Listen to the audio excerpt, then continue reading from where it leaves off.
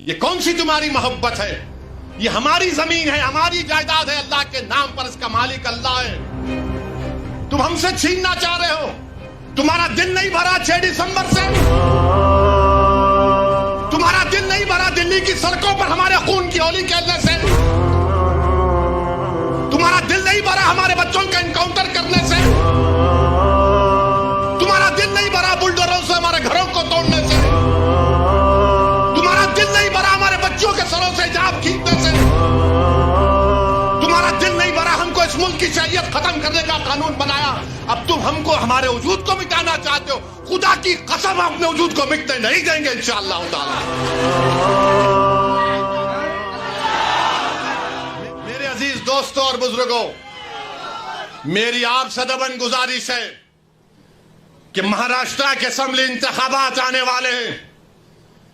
میں آپ سے اپیل کر رہا ہوں، جو لوگ وقف کی جائیدادوں کو برباد کرنے آ رہے ہیں، آپ اور ہم مل کر ان کو انشاءاللہ برباد کر دیں گے سیاسی طور پر۔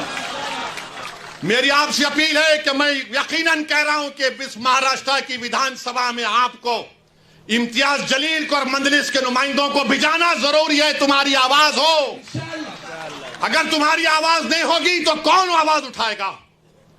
تم نہیں دیکھتے پارلیمنٹ میں کیا ہو رہا ہے؟ تم نہیں دیکھ رہے پارلیمنٹ میں کون پکار رہا ہے دیوانوں کی طرح؟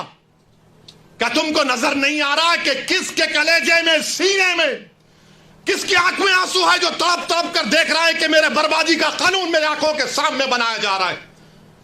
کون ہوگا تمہاری آواز کو؟ چھوڑو ان چیزوں کو، کبھی اپنوں کو بھی تو اپناؤ، کبھی اپنوں کو تو سمجھو۔ جو تمہارے لیے دن اور رات محنت کر رہے ہیں ان کی آواز بنا کر بجاؤ۔ یقیناً ہرانا ہے انشاءاللہ تعالی، ان لوگوں کو ہرائیں گے انشاءاللہ تعالی، مگر ہرانے کا مطلب یہی نہیں ہے کہ تم اپنی آواز کا گلا گھونٹ دو۔ تم اپنی آواز کا گلا گھونٹ کر کیسے دوسروں کے سر پر تاج رکھ سکتے ہو؟ مجھے بتاؤ، یہ تو نہیں ہو سکتا میرے بھائی۔ تو میری آپ سے گزارش ہے کہ اس بات پر بھی آپ غور کریے، ہم لڑ رہے ہیں اور لڑتے رہیں گے انشاءاللہ تعالی۔ اور اگر مودی یہ قانون بناتے ہیں تو جیسا کہ پرسنل لا بورڈ نے فیصلہ لیا کہ اگر احتجاج ہوگا مودی جی تو آپ ہمارے وجود کو مٹانا چاہ رہے ہیں، بہتر یہ ہے کہ میں روڈ پر آ کر اپنے آپ کو ختم کر لوں، مگر اپنے گھر میں بیٹھ کر اپنی جائیدادوں کو چھیننا نہیں دیکھ سکتا جو اللہ اس کا مالک ہے۔ میں گھر میں بیٹھ کر نہیں دیکھ سکتا کہ جس کا مالک اللہ ہے اس کو جائیداد کو چھین لیا جائے۔ یہ حکومت کی ذمہ داری ہوگی۔ آپ کو اگر قانون بنانا ہے تو روزگار دو، قانون بنانا ہے تو مہیلاؤں کو بچاؤ۔ ارے کیسا ہمارا ملک ہو چکا ہے کہ اجین میں بیچ سڑک پر، فٹ پاتھ پر ایک ظالم شیطان ایک خاتون کی عصمت ریزی کر رہا۔ یہ کیسا ہمارا دیش ہو گیا ہے؟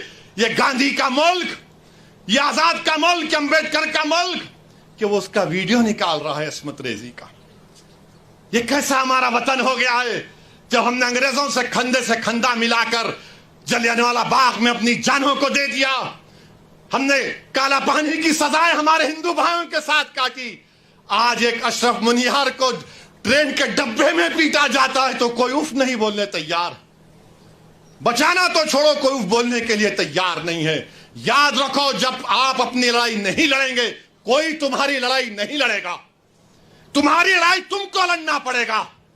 تم 70 سال سے سوچ سوچ کر دھوکہ کھا چکے ہو کہ کوئی اور ہماری لڑائی لڑے گا۔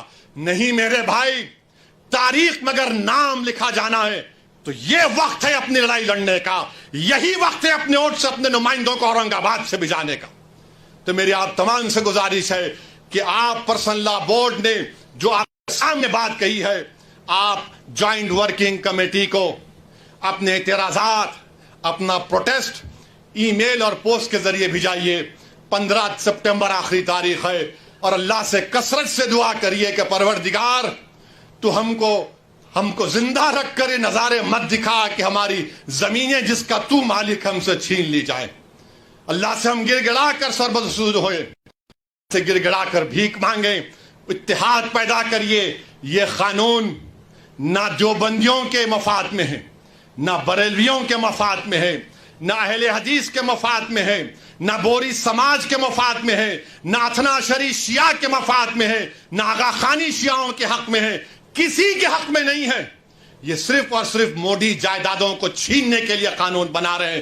اللہ ان جائیدادوں کی حفاظت کرے.